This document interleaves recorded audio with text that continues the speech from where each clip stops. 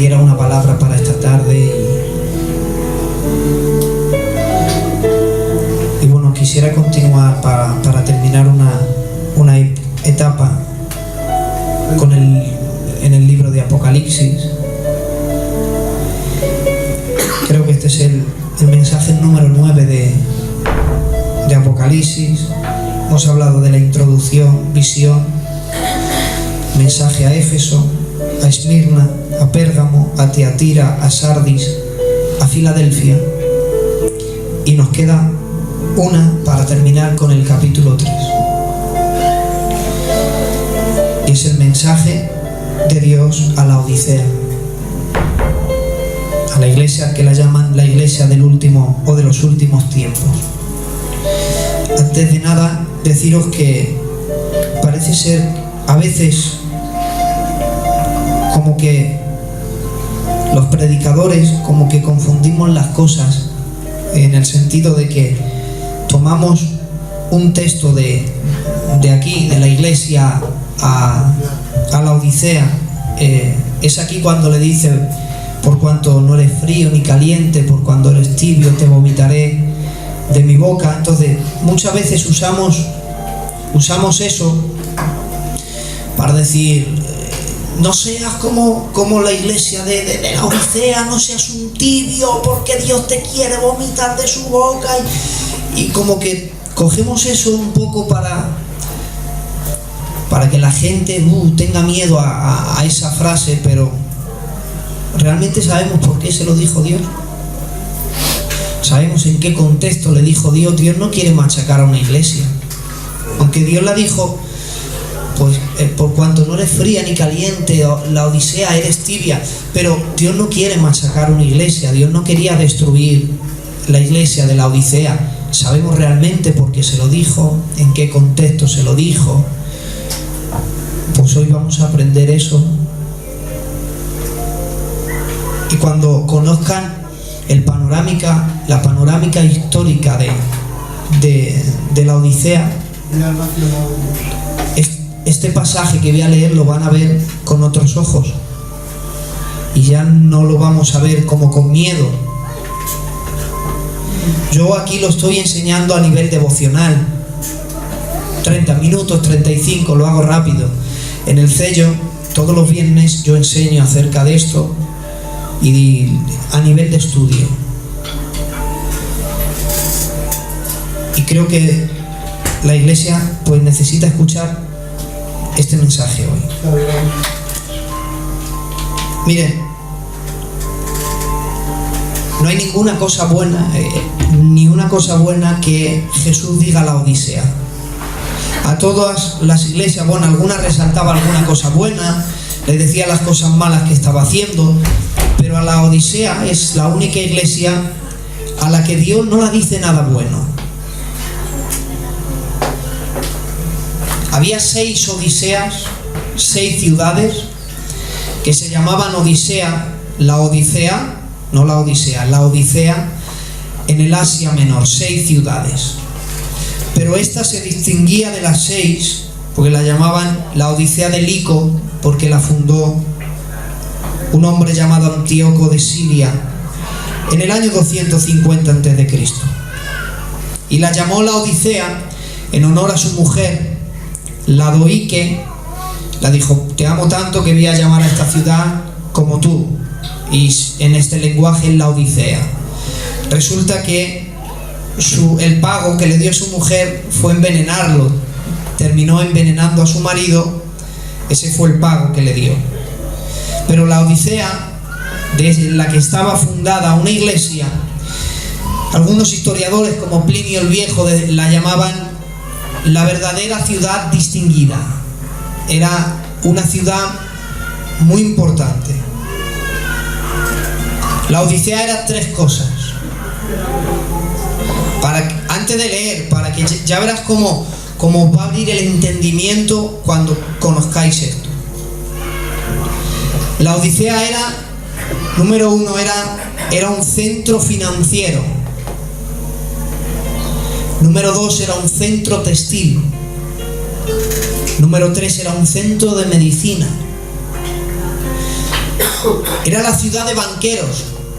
Si querías hacer negocio, pues te ibas a la Odisea y había bancos. Según la historia, fueron los templarios quienes crearon el primer banco. La Odisea tenía su propio banco financiero, financiaba gente. Tenía tanto dinero que un historiador llamado Tácito, un historiador griego, escribió: en el año 61 la ciudad fue destruida por un terremoto. Y claro, Roma se enteró, como era tan bonita, pues Roma mandó emisarios con dinero y les dijo: tomar para reconstruir la ciudad. El gobierno de la Odisea lo rechazó, dijo: no necesitamos dinero económico, no necesitamos economía del exterior para solucionar nuestra ciudad. Y rechazó el dinero de Roma porque tenían dinero suficiente. Una ciudad que era rica en eso. Era rica, era un centro textil. Ellos producían lana, sobre todo la lana negra, de color negro, no era muy común. También hacían lana de colores, muy suave, muy cara. Una ropa increíble. Producían tanta ropa que la vendían como importación. A diferentes lugares importaban ropa. Y de hecho, se cree que es una de las primeras, o si no la primera, en tener su marca. Nike, Adidas. Bueno, pues antiguamente cuando una ropa tenía mucha calidad, decían: ¿qué es? Y ellos decían: es Trimita. Cuando decían que es Trimita, decían: es de la Odisea. O sea, tenían una marca en la ropa increíble. Aparte, era un centro de medicina. Estaba lleno de lugares donde la gente iba a curarse. Tenían un templo al dios de la curación y fue famosa por dos médicos. Uno de ellos inventó un ungüento para los oídos. La gente que tenía dolor de oídos en aquel tiempo pues rabiaba en esa hora y uno no soporta el dolor de oídos, pues antes tenían que viajar a la Odisea porque había un ungüento que aliviaba ese dolor. Pero curioso, en la Odisea se inventó el colirio para los ojos. Ahora tenemos los ojos irritados, te echas colirio. Bueno, pues el colirio lo inventó un médico en la Odisea. Algo más que tienes que saber de la Odisea es que seguramente algunos historiadores y sobre todo los que saben, dicen que uno de los pastores que pastoreó esta iglesia fue Arquipo. Arquipo fue un hombre, un colaborador, le llaman la carta a Filemón, que cuando Pablo escribe a los Gálatas, en el capítulo 4 y verso 17 le dicen: decid a Arquipo que se ocupe del ministerio que ha recibido en el Señor. Entonces la gente cree, los estudiosos creen que este pastor pues empezó a descuidar a la iglesia y llegó a convertirse en la Odisea que conocemos. Y lo último que tienes que saber de la Odisea es que habían construido un viaducto con tuberías de 10 kilómetros de largo. Y miren, a 10 kilómetros estaba Hierápolis. Hierápolis era una ciudad, imagínate, para que te hagas una idea, era el lugar donde la gente iba a relajarse. Ahora la gente va a relajarse a un spa, ¿verdad? Un spa, tienen sus saunas, sus piscinas climatizadas. Ahí era un lugar de relajamiento. Y Hierápolis pues tenía sus saunas, tenía sus piscinas climatizadas, y habían hecho un pacto entre las dos ciudades. Y de Hierápolis, de lo profundo de la tierra, salía un manantial de agua caliente. Entonces bombeaban el agua durante 10 kilómetros hasta la ciudad de la Odisea. ¿Qué pasa? Que en el transcurso de esos 10 kilómetros el agua que había salido de la tierra caliente pues se iba enfriando un poquito, y cuando llegaba a la Odisea el agua era tibia, no era ni fría ni caliente. Había nacido caliente, pero había recorrido 10 kilómetros y había perdido calor y ahora era tibia. ¿Qué pasa? Que los de la Odisea bebían el agua y como era tibia, que venía de un manantial y había recorrido 10 kilómetros, pues causaba como náusea, ¿lo he dicho bien? O malestar en el cuerpo y vomitaban el agua. Por eso ya los de la Odisea decían: no bebáis agua si queréis usarla para regar los campos, pero no bebáis porque el que bebe sí o sí le hace un malestar que le obliga a vomitar ese agua. En todo este panorama, que eran ricos, tenían vestidos, tenían medicina, colirio para los ojos, sabían lo que es el agua tibia, les dice: escribe al ángel de la iglesia en la Odisea: he aquí el amén, el testigo fiel y verdadero, el principio de la creación de Dios dice esto: yo conozco tus obras, que ni eres frío ni caliente. Ojalá fueras frío o caliente, pero por cuanto eres tibio y no frío ni caliente, te vomitaré de mi boca. Para ellos no era algo ofensivo, era algo de información. Ahora os explico. Pero tú dices: yo soy rico. Claro, es que era un centro financiero y me he enriquecido y de ninguna cosa tengo necesidad. Y no sabes, le dice Dios, que eres un desvarío, miserable, pobre, ciego y desnudo. Por tanto, yo te aconsejo que de mí compres oro refinado en fuego, para que seas rico. El que era un centro textil le dice: y compres vestiduras blancas para vestirte, y que unjas tus ojos con colirio para que veas. Yo reprendo y castigo a todos los que amo. Sé pues celoso y arrepiéntete. Y termina diciendo: he aquí yo estoy a la puerta y llamo. Si alguno oye mi voz y abre la puerta, entraré a él y cenaré con él, y él conmigo. Y al que venciere le daré que se siente conmigo en mi trono, así como yo he vencido y me he sentado con mi Padre en su trono. El que tiene oídos oiga lo que el Espíritu dice a las iglesias. ¿Te das cuenta cómo ahora no suena tan ofensivo predicar de tibios? Porque era algo que la Odisea entendía. Miren, empieza diciendo: esto dice el amén. La palabra amén es así sea, esto es cierto. La mejor interpretación, la que da la Biblia, 2 de Corintios 1:20, porque todas las promesas de Dios son en él sí y en él amén. Entonces cuando le dice: esto dice el amén, le estaba diciendo: Odisea, yo soy alguien que podéis confiar en mí, y de lo que digo estoy 100% claro y seguro de lo que digo es cierto. ¿Por qué? Porque le dice: yo soy el amén, el testigo fiel y verdadero. ¿Por qué le dice a la Odisea: yo soy el testigo fiel? Porque le va a reprender muchas cosas, le va a decir todos sus errores, y claro, para que la Odisea no tenga excusa y decir: ¿y tú qué sabes lo que yo hago? Le dice: escucha, que sepas que soy el testigo fiel. Un testigo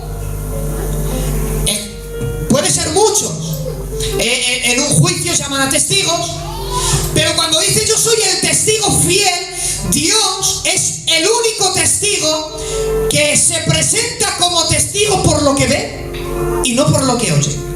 Por eso él dice: yo soy testigo fiel y verdadero, porque yo he visto cómo sois, he visto lo que habláis, he visto vuestras intenciones, y a mí no me podéis engañar. Por eso soy un testigo fiel y verdadero, porque yo veo, juzgo por lo que veo, por eso soy fiel. Y ahora le dice: el principio de la creación de Dios. Los testigos de Jehová toman esto para decir que Jesús fue la primera creación de Dios. Pero no hay tiempo, pero os explico solo esto. La palabra principio aquí es argei, es soberano. Él es el soberano de la creación. Porque en Él fueron creadas todas las cosas, porque por Él subsisten, porque sin Él nada fue creado, porque Él es antes de todas las cosas. En resumen, Jesús no fue un ser creado.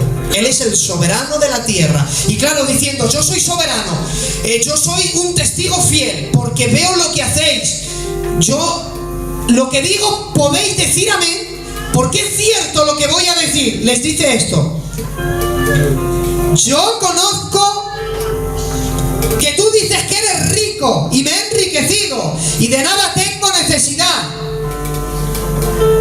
pero no sabes que eres un desventurado, miserable y pobre. Pobre. ¿No era un centro financiero? Jesús le dice, sois pobres. Y si queréis ser ricos, le dice el Señor, pues comprad de mí oro refinado. Dios ve la riqueza de una manera diferente a como nosotros la vemos. Para Dios no es el que tiene, para Dios el rico no es el que tiene oro en material de la tierra. Es el que tiene oro refinado comprado de Él. Dios le está diciendo, tenéis mucha riqueza, prestáis dinero, sois un banco, tenéis mucho para prestar, no tenéis necesidad de que Roma os ayude, pero para mí, sois pobres, sois unos desventurados. Para mí no sois ricos, porque la verdadera riqueza no es la terrenal, es la celestial. O sea, Dios ve la riqueza de una manera diferente a como nosotros la vemos. Para Dios el rico es el que es rico espiritualmente. Porque cuando la Biblia dice que Él se hizo pobre para que muchos fuésemos enriquecidos, no habla de material, sino de espiritualidad. Por lo tanto, Dios ve la riqueza de una manera diferente a como nosotros la vemos. Para Dios el rico es este, dice, el que tiene 2 túnicas, dale una al que no tiene. Para Dios el rico es, teniendo sustento y abrigo, estate contento con ello.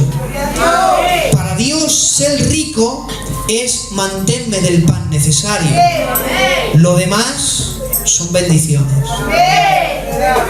Entonces, mientras Dios nos sustente diaria, seremos ricos para Él. Por eso Dios nunca se mezcla, en muy pocas ocasiones se mezcla Dios con el dinero material. Tiene que haber una obra detrás. Y miren, compra de mí oro y dice, y también vestiduras blancas. ¿Por qué? Porque ellos producían vestiduras negras y de colores, pero no blancas. Le está diciendo, tenéis toda la clase de vestiduras. La que más vendéis, la lana negra, muy rica, de muchos colores también, pero blanca no tenéis. Por lo tanto, le dice Dios, para mí estáis descubiertos.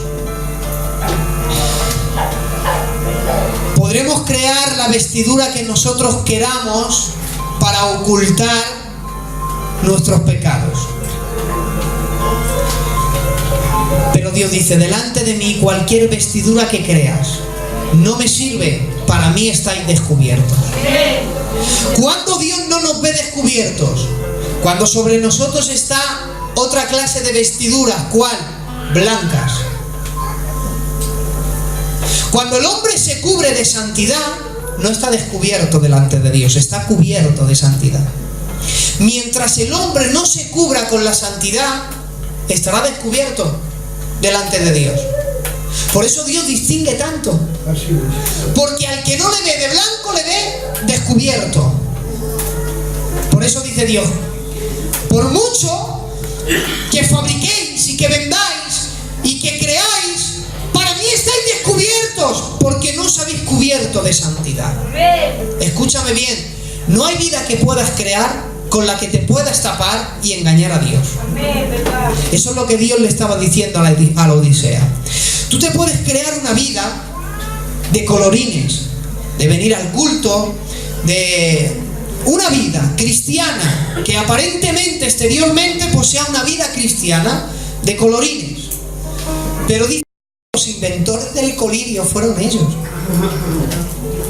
Ellos inventaron algo que pasaron a la fama y dice Dios: vuestro colirio no sirve de nada, seguid ciegos. Porque escucha, hasta que no te laves con los colirios de Dios, hasta que no laves tu visión con los colirios de Dios, andarás ciego por el mundo.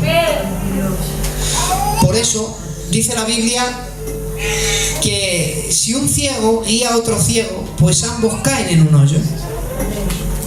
¿Por qué es la causa de tantos tropiezos? Porque vamos ciegos espiritualmente. ¿Por qué la causa de tantos temores? Porque hay una ceguera espiritual. Porque cuando Giezi estaba ciego espiritualmente, le tuvo que decir Eliseo: Señor, abre los ojos a mi siervo para que vea. Pero si él tenía los ojos abiertos. Pero no, Eliseo estaba hablando de una visión espiritual. Y cuando abrió Dios los ojos espiritual, dice, y vio un ejército celestial alrededor de todo el campamento. Porque hasta que no te laves con el colirio de Dios, seguirás viendo el problema, pero no la protección. Vivirás con temor, con dudas, con miedo, y andarás por la vida ciego, tropezarás, te caerás, te golpearás. ¿Por qué? Porque andas ciego espiritualmente. Pero hoy Dios te invita que la única solución para sanar la ceguera espiritual es decirle: Señor, lávame con tu colirio santo. Y que sea Dios quien te dé visión espiritual, que es mejor que una visión. Por eso la Biblia dice: por fe andamos, no por vista. Por eso la fe viene por el oír, no por el ver. Porque por fe andamos, no por vista. Y voy a terminar, miren. Todo esto de que Dios la diga: mira, eres tibia. Cuando vosotros, Odisea, bebéis el agua y os sienta mal y tenéis que vomitarla, así sois, así me siento yo con vosotros. Cuando os queréis cubrir de una vida de mentira, cuando andáis ciegos espiritualmente, cuando queréis ocultar vuestros pecados, cuando queréis hacer todo eso, dice Dios, me dañáis de la misma manera que os daña el agua de la Odisea cuando la bebéis. Y a que no, es imposible que la podáis tener dentro y sentiros bien. Pues dice Dios, es imposible que yo tenga a vosotros como iglesia y no sentirme mal. Me obligáis a vomitaros, dice Dios, pero escúchame, para todo hay solución. Por eso termina diciendo: yo reprendo y castigo al que amo.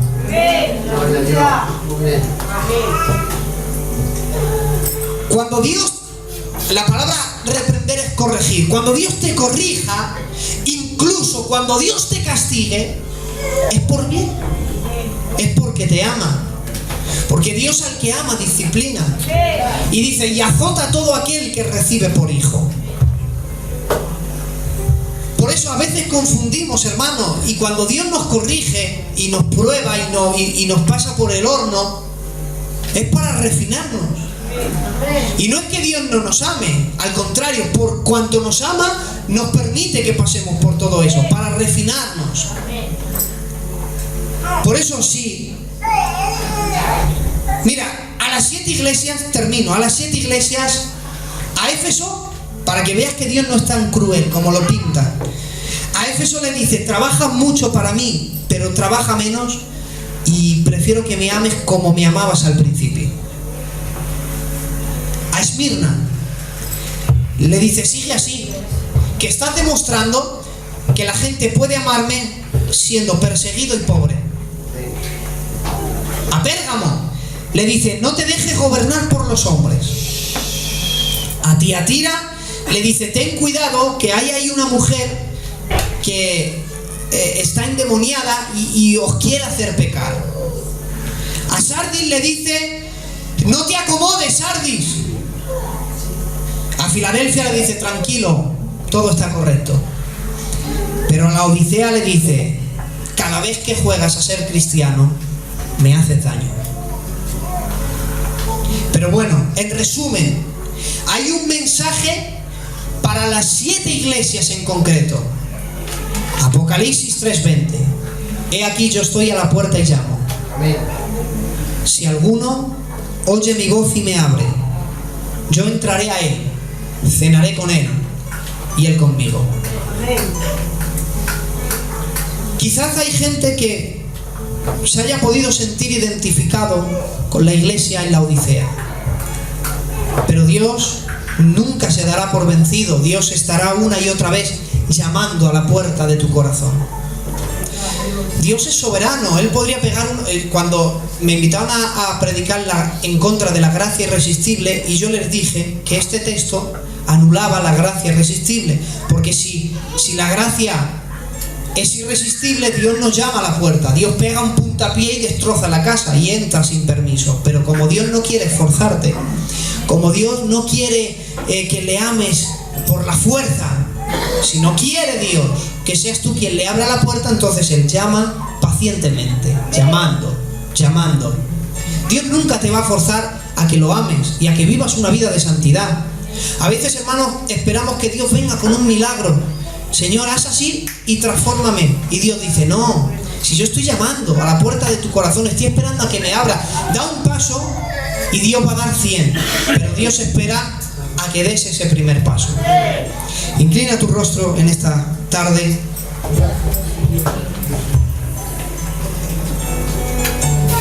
Acabamos el capítulo 3 de Apocalipsis con una poesía de Lope de Vega. Él decía: ¿qué tengo yo que mi amistad procuras? ¿Qué interés te sigue, Jesús mío? Que a mi puerta cubierto de rocío pasan las noches de invierno a oscuras. ¿Cuántas fueron mis entrañas duras, pues no te abrí? Y un extraño desvarío, aun viendo el hielo frío, secó las llagas de tus palmas puras. ¿Cuántas veces el ángel me decía: alma, asómate ahora a la ventana y verás cuánto amor está llamando a tu puerta? Y cuánta hermosura y soberana. Y yo decía: mañana abriremos. Respondía: para lo mismo responder mañana. Esto lo escribió Lope de Vega pensando en Apocalipsis 3:20. Dios te llama hoy a la puerta de tu corazón, no le rechaces. Dale un lugar a Dios en tu corazón y ya verás lo que Dios puede hacer con tu vida. Gracias, Señor, en esta tarde por este culto y por hacernos bien con tu presencia. En el nombre de Jesús.